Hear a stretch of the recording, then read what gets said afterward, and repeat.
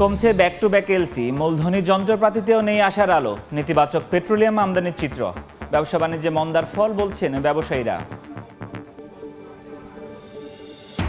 5 মাসে কমেছে রফতানি আয়, চ্যালেঞ্জে দেশের তৈরি পোশাক খাত। অস্থিতিশীল পরিস্থিতিতে মুখ ফিরিয়ে নিচ্ছেন বিদেশি ক্রেতা, নির্বাচনের পর অর্ডার বাড়ার আশা।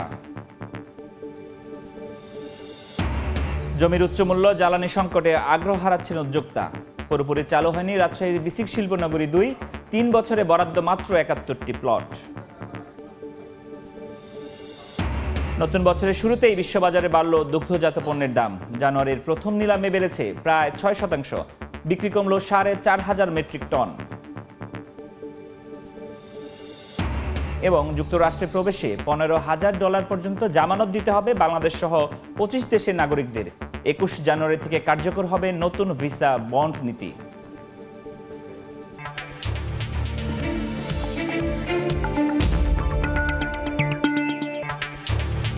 দেখছিলেন শিরোনাম। আমন্ত্রণ জানাচ্ছি দেশ ও দেশের বাইরের অর্থ বাণিজ্যের নানা খবর নিয়ে আমাদের নিয়মিত আয়োজন এই সময়ের বাণিজ্যে। আপনাদের সঙ্গে আছি আমি ফরহাদুর রহমান। কমছে ব্যাক টু ব্যাক এলসি, মূলধনী যন্ত্রপাতিতেও নেই আশার আলো। নেতিবাচক পেট্রোলিয়াম আমদানির চিত্র। উদ্যোক্তাদের দাবি, ব্যবসা বাণিজ্যে দেশের সার্বিক পরিস্থিতি, কর্মকাণ্ডে অর্থনৈতিক মন্দার কারণেই বাড়ছে না এলসি। MS আরিফিনের report. গেল 4 মাস ধরে কমছে রপ্তানি আয়। কবে ফিরবে ইতিবাচক ধারায়, সেই প্রশ্নের উত্তর খুঁজতে বাংলাদেশ ব্যাংকে গিয়ে দেখা গেল আশার কোনো আলো জ্বলেনি এলসির ঘরে। জুলাই থেকে নভেম্বর এই 5 মাসে রপ্তানি ক্রয়াদেশের বিপরীতে খোলা এলসি গত বছরের একই সময়ের তুলনায় কমেছে 12.90%, আর 3.87% কমেছে নিষ্পত্তি। এ সময়ে মূলধনী যন্ত্রপাতি আমদানিতে এলসি খোলা বেড়ে ইতিবাচক ধারায় আরও গতি বাড়ালেও গত বছরের জুলাই থেকে নভেম্বর সময়ের তুলনায় এসব যন্ত্রপাতির এলসি নিষ্পত্তি কমেছে প্রায় 17%। আমরা তো প্র্যাকটিক্যাল ফিল্ডের মানুষ, আমরা তো নিজেরা আমরা দেখি, কারণ এখন তো টোটাল ইন্ডাস্ট্রি, ব্যবসা বাণিজ্য, শিল্প সব আছে আইসিইউতে এবং বেঁচে থাকার সংগ্রামে লিপ্ত আছে। সেখানে নতুন করে আবার মূলধনী যন্ত্রপাতি আনার কোনো কারণ আমি দেখছি না। বেহাল অবস্থায় শিল্পে দরকারি মধ্যবর্তী পণ্য আমদানির চিত্র। খোলার পরিমাণ কিছুটা বাড়লেও প্রায় 16.5% কমেছে নিষ্পত্তি। ব্যবসায়ীরা বলছেন, অর্থনৈতিক কর্মকাণ্ডের মন্দা দশার প্রতিফলন ঘটছে এলসির হিসাবে। 10 বছর আগের বিষয় কিন্তু এখন প্রোডাক্টিভিটি দিচ্ছে না, যার এবং নিউ টেকনোলজি অ্যাড হয়েছে, যার কারণে আমি কিন্তু নিউ ইনভেস্টমেন্ট বলতে ফ্যাক্টরি বাড়াচ্ছি না, আমি পুরানটাকে টিকে রাখার জন্য কিছু ভর্তুকি দিয়ে মেশিন চেঞ্জ করছি। আপনারা যা দেখছেন পরিসংখ্যানে কিছু মূলধনী জিনিস আসছে, it is only for replacement, not new. বছর ব্যবধানে গেল নভেম্বর পর্যন্ত 5 মাসে পেট্রোলিয়াম আমদানিতে এলসি খোলা 8.83% কমেছে, আর নিষ্পত্তি কমেছে 10.89%। যে অবস্থা বিরাজ করেছে তাতে করে যে এই আপনি যে অংশটা বলেছেন 3%, 5%, এরকম কম হলে এটা কোনো কগনিজেন্সেবল ইস্যু না। এটা তো 20-25% কমতে পারতো। এই বছরটাও হয়তো স্টার্টিংটা অত ভালো যাবে না, পরবর্তীতে কি হয় সেটা দেখা যাবে ইলেকশনের পর। নির্বাচনের মাধ্যম দিয়ে যদি একটা রাজনৈতিক সরকার আসে, সেই রাজনৈতিক সরকারের দায়িত্ব এবং কর্তব্য থাকবে বিনিয়োগ পরিবেশকে উন্নত করা। তাহলে আপনার ঋণপত্র খোলা বেড়ে যাবে, দেশের ব্যবসা বাণিজ্যের পরিস্থিতি ভালো হবে, অর্থনীতির চাকা আবার সচল হওয়া শুরু করবে। নভেম্বর পর্যন্ত 5 মাসে ভোগ্যপণ্যের এলসি নিষ্পত্তি প্রায় 1% কমলেও খোলা 10.5%-এর বেশি। MS আরিফিন, সময় সংবাদ, ঢাকা।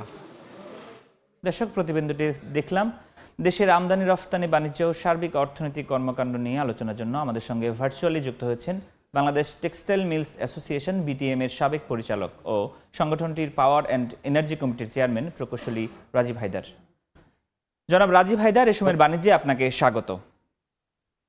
ধন্যবাদ আপনাকে আমাকে আমন্ত্রণ জানানোর জন্য।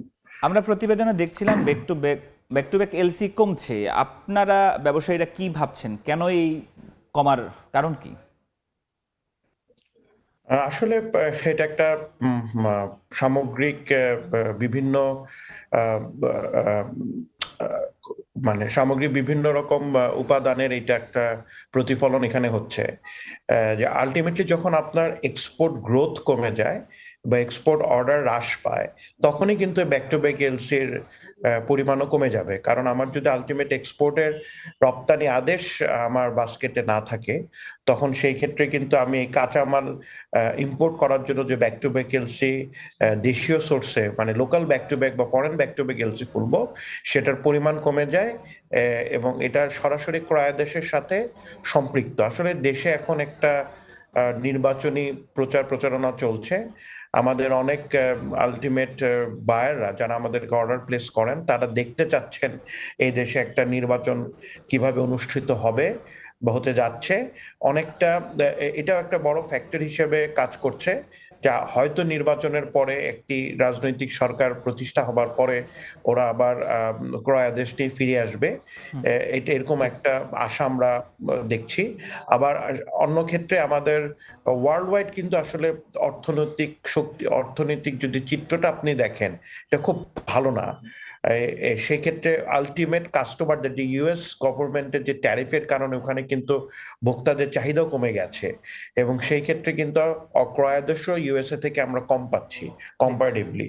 তো সবকিছু মিলিয়ে এই কারণে যদি রপ্তানির গতি প্রবৃদ্ধিতে নেগেটিভ হয়, তাহলে কিন্তু আমাদের ব্যাক টু ব্যাক এলসির পরিমাণও কমে যাবে। সে এবং আমরা প্রাসঙ্গিকতা আমাদের হয়তো বা আছে রাজনৈতিক এবং অর্থনৈতিক পরিস্থিতি বিবেচনায়, কিন্তু এলসি নিষ্পত্তির পরিমাণও যে কমলো, সেটি আসলে কেন আপনাদের কাছে কি মনে হয়? জি সরি, আমি কি আরেকবার শুনতে পারি? নিষ্পত্তির পরিমাণ, এলসি নিষ্পত্তির যে পরিমাণ, সেটিও কিন্তু কমছে, সেটি আসলে কেন হচ্ছে? না, এটা এলসি যদি ওপেনই না হয় তাহলে কিন্তু নিষ্পত্তির পরিমাণও কমবে। মানে একটি আরেকটির সাথে সম্পর্কিত।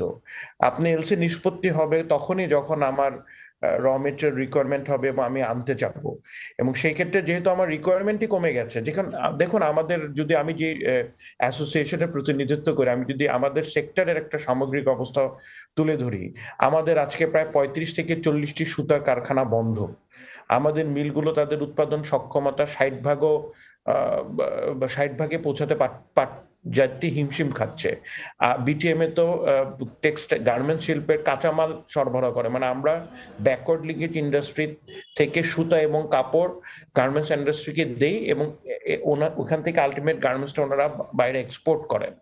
এখন আমাদের এই সেক্টরেই যখন অর্ডার আমরা দেখছি যে আমাদের মিলগুলোতেই কিন্তু এখন তার সক্ষমতার সমতায় অর্ডারটা নেই, তার মানে কি ক্রয়াদেশ কমে গেছে দেখি কিন্তু তার প্রতিফলন আমাদের দিকে হচ্ছে, এবং আমাদের চিত্রটা আরো বেশি ভয়াবহ। আমাদের পার্শ্ববর্তী দেশের তুলনায় আমাদের দেশের শিল্পটা এখন আর টিকে থাকতে পারছে না। তাদের দেশ থেকে বিভিন্ন প্রণোদনা এবং ইনসেন্টিভের সহায়তায় এখন আমাদের দেশে যে দামে সুতো বিক্রি হচ্ছে, সেটা অনেকটা তাদের উৎপাদন খরচের চেয়ে কম দামে এই দেশে তারা সুতো বিক্রি করতেছে। সবকিছু মিলিয়ে আমরা কিন্তু একটা খুব ভয়ঙ্কর পরিস্থিতির ভিতর দিয়ে যাচ্ছি। বিটিএম এ বেশ কিছুদিন ধরে এটা নিয়ে সংবাদ সম্মেলন করছে, সবাইকে বলছে, এবং এই সেক্টরটা যদি এরকম একটা বিপর্যয়ের ভিতর দিয়ে চলে যায়, তাহলে কিন্তু এক সময় আলটিমেট যে আমরা যে রপ্তানির ক্রয়াদেশ যখন আমরা বাড়তে শুরু করবে, তখন কিন্তু এই স্থানীয় মিলগুলোর আর সে কাঁচামাল দেওয়ার সক্ষমতা থাকবে আপনি না। যখন এই কথাটি বলছেন, একই সময় আপনাদের সংগঠনের সভাপতি সম্প্রতি অভিযোগ করেছেন 137% পর্যন্ত আমদানি বেড়েছে, সুতা আমদানি বেড়েছে পার্শ্ববর্তী দেশ থেকে। পাশাপাশি আমাদের যখন পাটকল এভাবে বন্ধ হয়ে যাচ্ছে, এই যে একটা সংকটে আমরা পড়ছি, এটার সমাধান কি দেখেন আপনারা? আসলে দেখেন, এইটার সমাধানটা আমাদের হাতে নাই।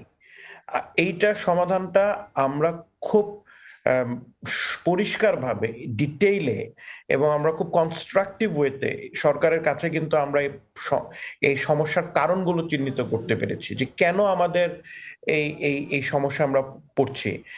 পার্শ্ববর্তী দেশ থেকে একটা স্পিনিং মিল যখন এই দেশে সুতা রপ্তানি করে, তখন সে রোড ট্যাপ নামে একটি ডাইরেক্ট কেন্দ্রীয় সরকারের ক্যাশ সাবসিডির মতন একটি ইনস্ট্রুমেন্টে ওনারা সাপোর্ট পান। তারপর ওদের বিভিন্ন প্রাদেশিক সরকার বিভিন্ন প্রদেশে বিভিন্ন রকম পলিসি সাপোর্ট দেয়, যেমন ইন্টারেস্ট সাবসিডি, ক্যাপিটাল ইনভেস্টমেন্টের উপর সাবসিডি, ওদের যদি জমি জমা কিনতে গেলে তাদের রেজিস্ট্রেশন খরচ এবং খরচের উপর সাবসিডি, গ্রিন ফ্যাক্টরি করলে সেখানকার ইউটিলিটির উপরে সাবসিডি, এরকম বহুবিধ সাবসিডির সাপোর্ট তারা পায়, যার কারণে তারা পার কেজি সুতাতে আমাদের থেকে প্রায় 40-50 সেন্টের একটি বেনিফিট পার কেজিতে পেয়ে যায়। এখন এই সাপোর্ট আমি কিন্তু কখনোই আমার এই সমান্তরালে যদি আমার দেশে আপনি দেখেন ব্যাকওয়ার্ড লিঙ্কেজের কোনো ইন্ডাস্ট্রি কোনো সাপোর্ট পায় না, তার উপরে 5% যে ক্যাশ ইনসেন্টটা আমাদের গার্মেন্টস ম্যানুফ্যাকচারাররা পেতেন দেশীয় কাঁচামাল ইউজ করলে, সেটা ইনসেন্টিভটা কমিয়ে 5 থেকে এখন 1.4 বা 5 নিয়ে আসা হয়েছে 1.5%-এ। তো উনিও কিন্তু এখন আর দেশীয় সোর্স থেকে এই জিনিসগুলো আহরণ করার জন্য মোটিভেটেড হচ্ছেন না। আলটিমেট বায়ার দেখিয়ে দিচ্ছে যে তুমি দেশীয় এই মিলের থেকে সুতা না নিয়ে পার্শ্ববর্তী দেশের ওই মিল থেকে সুতা নাও যেখানে তোমার কস্টটা কম। তা আসলে হচ্ছেটা কি, আমরা যদি এভাবেই আমাদের অর্ডার গুলো বাইরের দেশে চলে যায় আর দেশীয় শিল্পের প্রোডাকশন না হয়, সেক্ষেত্রে ইন্ডাস্ট্রি, সেক্ষেত্রে আপনাদের শিল্প খাত চরম ঝুঁকিতে পড়বে, সেটি আমরা আসলে বোঝাই যাচ্ছে। তবে এই সংকট কেটে যাক, সরকারের সামগ্রিক নীতি সহায়তা আপনাদের পক্ষে আসুক সেই প্রত্যাশায় আজকের মধ্যে এখানে শেষ করছি। ধন্যবাদ আমাদের সাথে যুক্ত হওয়ার জন্য। ধন্যবাদ আপনাকে আমাকে বলার জন্য। ধন্যবাদ দর্শক, দেশের ব্যাক টু ব্যাক এলসি এবং সুতা আমদানি নিয়ে নানা আলোচনার জন্য আমাদের সাথে যুক্ত হয়েছিলেন রাজীব হায়দার। বহুমুখী চ্যালেঞ্জের মুখে বাংলাদেশের পোশাক শিল্প, মার্কিন ট্যারিফ পরিশোধ কে করবে, ক্রেতা নাকি বিক্রেতা? এই সিদ্ধান্তহীনতার সঙ্গে দেশে নির্বাচিত সরকার না থাকায় ক্রমশ কমছে ক্রয়াদেশ। তবে নির্বাচনের পর স্থিতিশীল পরিস্থিতিতে অর্ডার বাড়বে বলে আশা ব্যবসায়ীদের। নূরজামাল আতিকের ক্যামেরায় বিস্তারিত জানাচ্ছেন কমল দে। চলতি অর্থ বছরের 6 মাসের মধ্যে জুলাই মাসে রেকর্ড 25% প্রবৃদ্ধিতে প্রায় 4 বিলিয়ন মার্কিন ডলারের পণ্য রপ্তানির পরপরই মার্কিন ট্যারিফ জটিলতার কবলে পড়ে বাংলাদেশের গার্মেন্টস সেক্টর। আপাতত ট্যারিফ সংকটের সমাধান হলো পরবর্তী বাকি 5 মাসে রপ্তানি আয় কমার সঙ্গে সঙ্গে প্রবৃদ্ধিও কমেছে। ডিসেম্বরে যেটা আমরা ফাইনাল রিপোর্টটা ইপিপি থেকে পেয়েছি, সেখানের মধ্যে আমরা মাইনাসের দিকে আছি। সেটা শুরু হয়েছিল কিন্তু ট্রাম্পের ট্যারিফের ইম্পোজ করার পর থেকে, তখন থেকেই কিন্তু আমাদের অর্ডারটা কমতেছে। বাংলাদেশের রাজনৈতিক পরিস্থিতির কারণে বায়ার প্রতিষ্ঠানগুলো অর্ডার দেওয়ার ক্ষেত্রে ধীরে চলনীতিতে চলছে বলে দাবি বিজিএমই এর। দেশের স্টেবিলিটির একটা ব্যাপার স্যাপার থাকে, সামনে ইলেকশন আছে, বায়াররা চিন্তা করতেছে যদি অর্ডার দেয়, অর্ডারটা যদি ঠিকমতো না উঠে তাইলে ওদের তো একটা বিশাল লস আছে। ওইটা চিন্তা করে হয়তো এরা আমাদের দেশে এই মুহূর্তে অর্ডার কম দিয়ে অন্য দেশে অর্ডারটা বাড়াইছে। অবশ্য বাংলাদেশের তৈরি পোশাক অর্ডার কমার ক্ষেত্রে আরও বেশ কয়েকটি কারণ চিহ্নিত করেছেন ব্যবসায়ী সংগঠনগুলো। এর মধ্যে ইউরোপীয় আমেরিকার মতো ক্রেতা দেশগুলোতেও চলমান অর্থনৈতিক অস্থিরতা অন্যতম কারণ। যুদ্ধ বিদ্রোহ বিভিন্ন ধরনের অস্থিরতার কারণে, একটা অর্থনৈতিক মন্দার কারণে কিন্তু ওরাও কম কিনেছে। 2024-25 অর্থ বছরে 39.34 বিলিয়ন মার্কিন ডলারের তৈরি পোশাক রপ্তানি করেছেন বাংলাদেশের গার্মেন্টস মালিকেরা।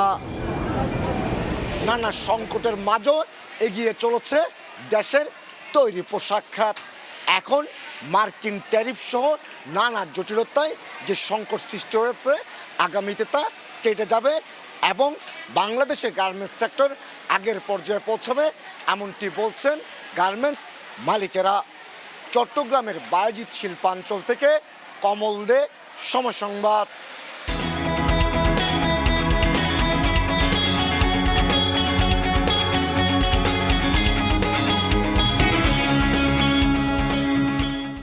রফতানি বাণিজ্যে একের পর এক ভারতের নিষেধাজ্ঞায় বেনাপোল বন্দরে গেল বছর বাণিজ্য ঘাটতি হয়েছে প্রায় 2,08,600 মেট্রিক টন পণ্যের। এই মুহূর্তে বন্দরে আছেন সহকর্মী আজিজুল হক, সরাসরি যাচ্ছে তার কাছে। ভারত এবং বাংলাদেশের মধ্যে প্রায় 2 মার্কিন বিলিয়ন ডলারের পণ্য বাংলাদেশ থেকে রপ্তানি হয় ভারতে। তবে আমরা দেখতে পেয়েছি 2024 সালের 5 আগস্ট সরকার পরিবর্তনের পরে ভারত সরকার রপ্তানি বাণিজ্যের উপরে একের পর এক নিষেধাজ্ঞা দেয়। বর্তমানে নিষেধাজ্ঞার কারণে বেনাপোল বন্দর দিয়ে ভারতে পাটজাত পণ্য, তৈরি পোশাক, গার্মেন্টস এবং যে সুপারি রপ্তানি বাণিজ্যে প্রতিবন্ধকতা সৃষ্টি হয়েছে, যাতে এই বেনাপোল বন্দরে কিন্তু বড় ধরনের রপ্তানি বাণিজ্য ঘাটতি দেখা গিয়েছে।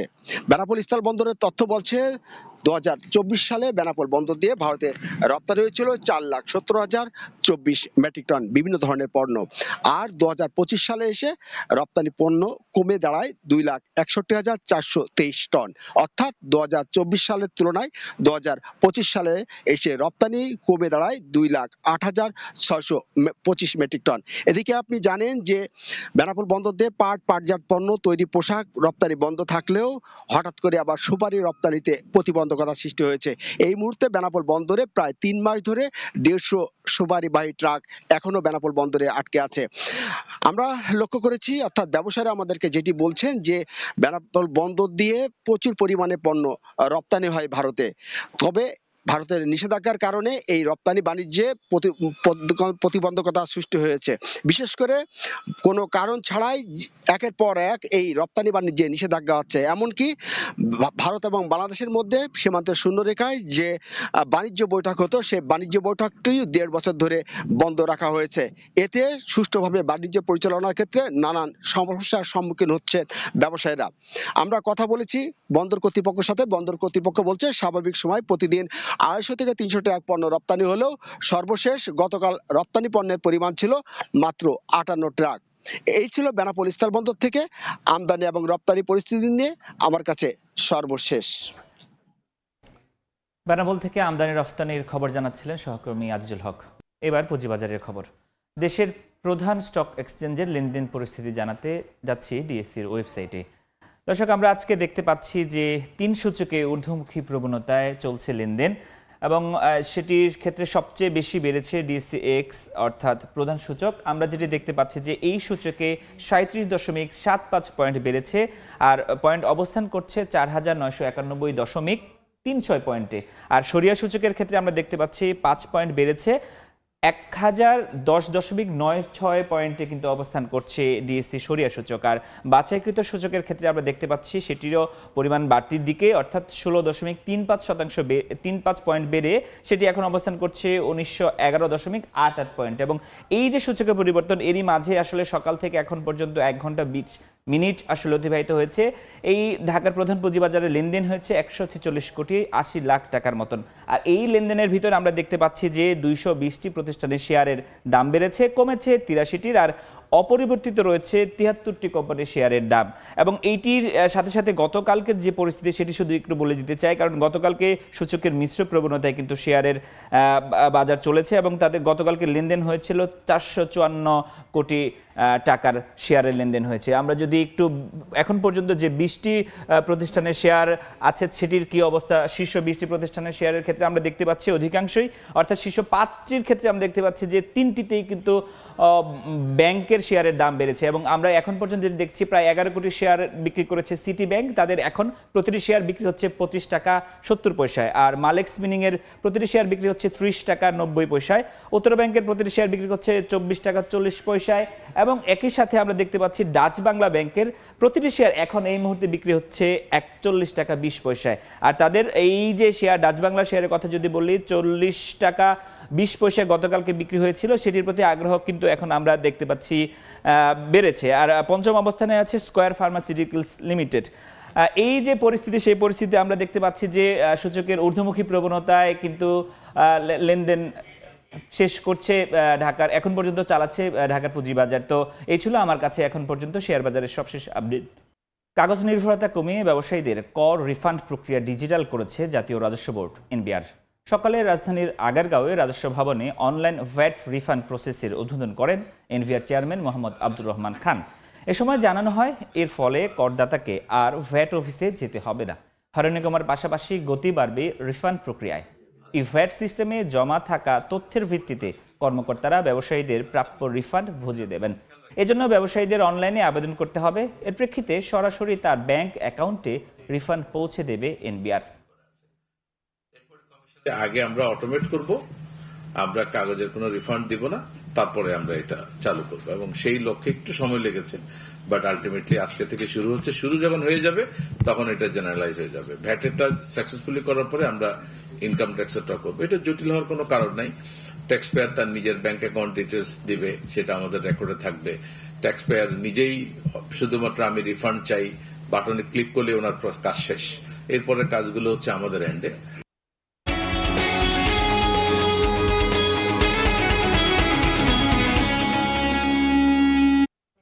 বৈরী আবহাওয়ায় সবচেয়ে বড় ধাক্কা লেগেছে কৃষিতে। নওগাঁয় নষ্ট হয়ে গেছে বোরো ধানের চারা, বীজ ও আলুর ক্ষেত। প্রচণ্ড ঠান্ডায় মাঠে নামতে পারছেন না চাষিরা। বিলম্বিত চাষে বাড়তি খরচ ও ফলন বিপর্যয়ের শঙ্কা কৃষকদের। এমআর রকির রিপোর্ট আর ছবি তুলেছেন রকিবুল ইসলাম। উত্তরাঞ্চলের বরেন্দ্র জনপদে বইছে তীব্র শীতল হিমেল বাতাস। রাতভর কুয়াশা আর দিনের বেলায় সূর্যের দেখা না মেলায় তাপমাত্রা নেমে এসেছে 7 থেকে 8 ডিগ্রি সেলসিয়াসে। গত 3 সপ্তাহ ধরে এমন পরিস্থিতি বিরাজ করছে এই অঞ্চলে। টানা বৈরী আবহাওয়ার প্রভাবে মাঠের চারা বীজ সহ বিভিন্ন রবি ফসল ক্ষতির মুখে পড়েছে। অনেক জমিতে ইতিমধ্যে ফসল নষ্ট হয়ে গেছে। পৌষের প্রথম সপ্তাহে বরেন্দ্র অঞ্চলের এসব মাঠে ধান চাষাবাদে ব্যস্ততা বাড়ে চাষিদের, কিন্তু এবার বৈরী আবহাওয়ার কারণে চাষিরা সময় মতো ধান চাষাবাদে নামতে পারছে না। এতে বিলম্বিত চাষাবাদ, অন্যদিকে বাড়তি খরচের বোঝা টানার কথা বলছেন চাষিরা। এবার তীব্র ঠান্ডার কারণে ধান লাগানো যাচ্ছে না। আবহাওয়া খুব খারাপ, বিছন খেলে বিছন সব সারে মরে যাচ্ছে। এত ঠান্ডা, মনে করো যে পানিতে নামতে লাগলেই মনে করো যে ইয়া হয়ে যাচ্ছে, হাত পা শীতকাশ লেগে যাচ্ছে, মাঠে কোনো কাজ করা যাচ্ছে না। এই অবস্থায় কৃষকদের উদ্বিগ্ন না হয়ে কৃষি বিভাগের পরামর্শ মেনে চলার আহ্বান জানিয়েছেন সংশ্লিষ্ট কর্মকর্তারা। আমরা সবাই মিলে কৃষকের পাশে আছি, তাদেরকে বিভিন্ন ধরনের প্রয়োজনীয় পরামর্শ দিয়ে থাকি। হ্যাঁ, তো আমাদের একটা পরামর্শ থাকবে, এই ধরনের আবহাওয়া যদি থাকে, একটু অনুমোদিত মাত্রায় ইউরিয়া সার স্প্রে করবে অথবা ছিটিয়ে দেবে। কৃষি বিভাগ জানায়, বৈরী আবহাওয়ায় নওগাঁ জেলায় প্রায় 400 হেক্টর জমির সরিষা, আলু, বোরো ধান ও বীজতলা ক্ষতিগ্রস্ত হয়েছে। চলতি মৌসুমে জেলায় 1,90,000 হেক্টর জমিতে বোরো ধান চাষের লক্ষ্যমাত্রা নির্ধারণ করা হয়েছে। এমআর রকি, সময় সংবাদ, নওগাঁ। নিলামের মাধ্যমে 14 ব্যাংক থেকে আরও 22 কোটি 35 লাখ মার্কিন ডলার কিনেছে কেন্দ্রীয় ব্যাংক। মঙ্গলবার বাংলাদেশ ব্যাংকের নির্বাহী পরিচালক ও মুখপাত্র আরিফ হোসেন খান এই তথ্য জানান। এবার ডলারের বিনিময় হার ছিল 122 টাকা 30 পয়সা। এ নিয়ে গেল 6 জানুয়ারি পর্যন্ত চলতি বছর 41 কোটি 10 লাখ ডলার কিনল কেন্দ্রীয় ব্যাংক। আর সব মিলিয়ে চলতি অর্থ বছরের নিলামের মাধ্যমে বিভিন্ন বাণিজ্যিক ব্যাংক থেকে 354 কোটি 65 লাখ বা 3.54 বিলিয়ন ডলার কেনা হয়েছে বলেও জানিয়েছে আরিফ হোসেন খান।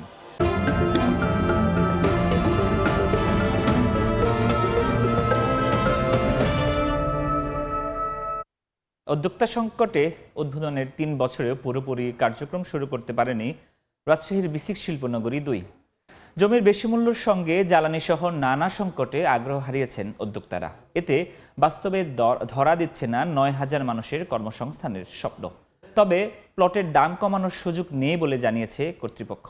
বিস্তারিত আলতাফ হোসেনের রিপোর্টে ছবি তুলেছেন হাবিবুর রহমান পাপ্পু। কাগজে কলমে শিল্পনগরী, তবে বাস্তবে এ যেন এক মরুভূমি। নীরবতা, নিস্তব্ধতায় কার্যত অচল পড়ে আছে 172 কোটি টাকার প্রকল্প রাজশাহী বিসিক শিল্পনগরী 2। শিল্প প্রতিষ্ঠান স্থাপন, উৎপাদন বৃদ্ধি, রফতানি সম্ভাবনা সহ স্বপ্ন দেখানো হয়েছিল 9,000 মানুষের কর্মসংস্থানের। কিন্তু প্লটের অতিরিক্ত মূল্য, বিদ্যুৎ গ্যাসের অভাব, ব্যাংক সহায়তা সহ নানা সংকটে আগ্রহ হারিয়েছেন উদ্যোক্তারা। এমনকি প্লট বরাদ্দ পেয়েও কাজ শুরু করতে পারেননি অনেকে। আমাদের এখানে যে বিদ্যুতের কোনো ব্যবস্থা নাই, এখানে যে জঙ্গল হয়ে আছে সেগুলোর কোনো এখনো ব্যবস্থা কোনো কিছু করা হয় নাই। ব্যাংক তো কোনো টাকা পয়সা দিচ্ছে না আমাদেরকে, জায়গার দামটা একটু বেশি, আমার পাশে অল্প দামে বিক্রি হচ্ছে জায়গা। উদ্যোক্তাদের অভিযোগ, শিল্পনগরীটিতে রয়েছে পরিকল্পনার ঘাটতি, অবকাঠামো ও বিনিয়োগ আকর্ষণের দুর্বলতা। প্লটের যৌক্তিক মূল্য নির্ধারণের দাবি করছেন তারা। সরকার যে ধরনের দাম নির্ধারণ করছে সেটা আমাদের জন্য আসলে বিসিকে তো ব্যবসা করার জন্য আমরা যাব, ব্যবসার যে পরিবেশ সেটা নিশ্চিত করতে হবে। প্লটের দাম কমানোর সুযোগ নেই উল্লেখ করে উদ্যোক্তাদের বিনিয়োগ নিয়ে এগিয়ে আসার আহ্বান বিসিক কর্তৃপক্ষের। ভরাট করছেন, ওর উপরে স্থাপনা নির্মাণ করছেন, সব কস্টিং হয়, জমির মূল্য নির্ধারণ হয়। এখন এখানে জমির মূল্য যেটা কস্টিংয়ে আসে পড়ছে সেটাই এখন উদ্যোক্তাদের নিতে হবে। বিসিকের তথ্য মতে ক্ষুদ্র ও মাঝারি শিল্পে সম্ভাবনার নতুন দ্বার উন্মোচনের লক্ষ্যে রাজশাহীর পবা উপজেলার কেচুয়াতুল এলাকায় 50 একর জায়গা জুড়ে 2022 সালের জুলাইয়ে উদ্বোধন করা হয় বিসিক শিল্পনগরী 2। 286টি প্লটের মধ্যে এখন পর্যন্ত বরাদ্দ হয়েছে মাত্র 71টি। কার্যক্রম চালু হয়েছে মাত্র 5টি প্রতিষ্ঠানের। আলতাফ হোসাইন, সময় সংবাদ, রাজশাহী।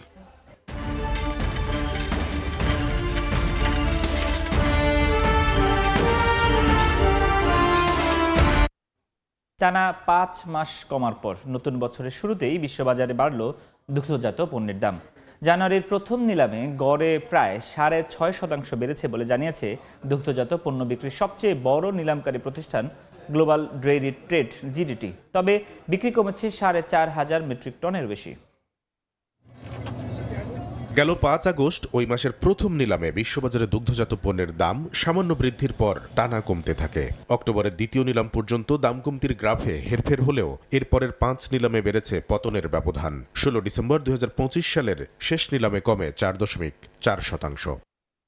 এরপর ভোক্তাকে চাপে ফেলে দুগ্ধজাত পণ্য উৎপাদকদের সুখবর দিয়ে 2026 সালের প্রথম নিলাম শেষ করল গ্লোবাল ডেইরি ট্রেড জিডিটি। গেল নিলামে 5.7% কমার পর এবার 7.2% বেড়েছে ননিযুক্ত গুঁড়া দুধের দাম। প্রতি মেট্রিক টন বিক্রি হয়েছে $3,407।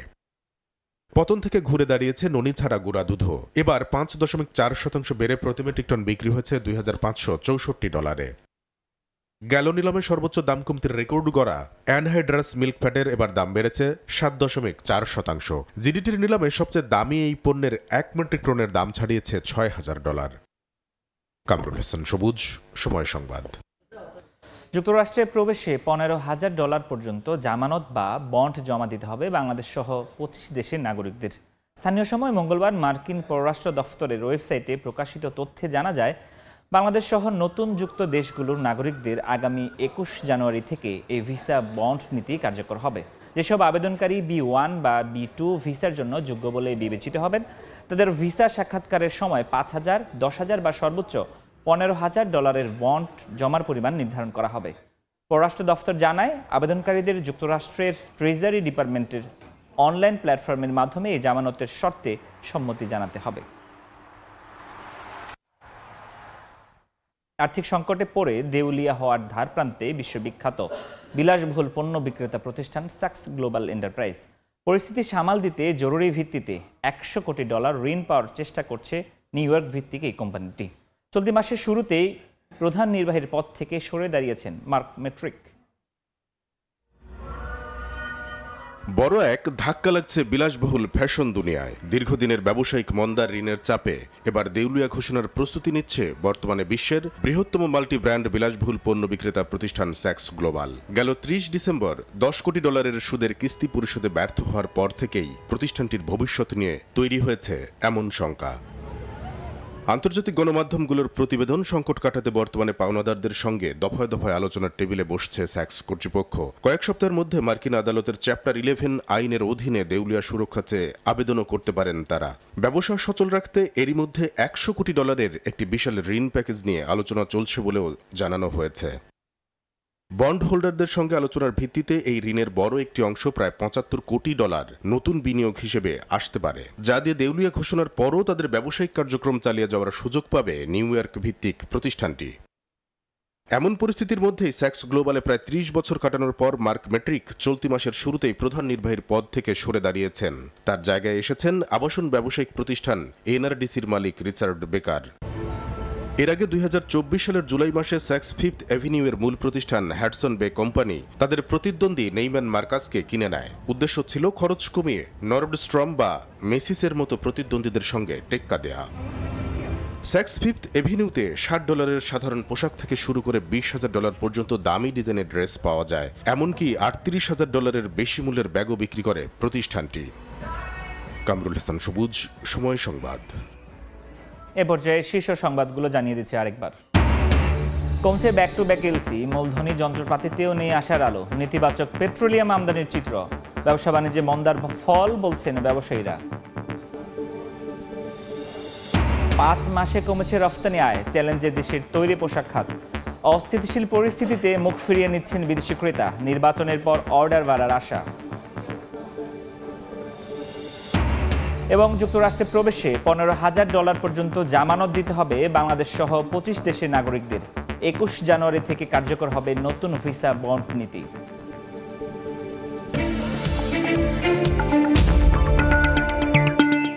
এই ছিল এই সময়ের বাণিজ্যে। দুপুর 12টার সময় সংবাদের সঙ্গে থাকবেন সহকর্মী শবনম নিবিড়। ধন্যবাদ ফরহাদ। দুপুর 12টার সময় সংবাদ নিয়ে আসছি কিছুক্ষণ পরে, সঙ্গেই থাকুন সময়।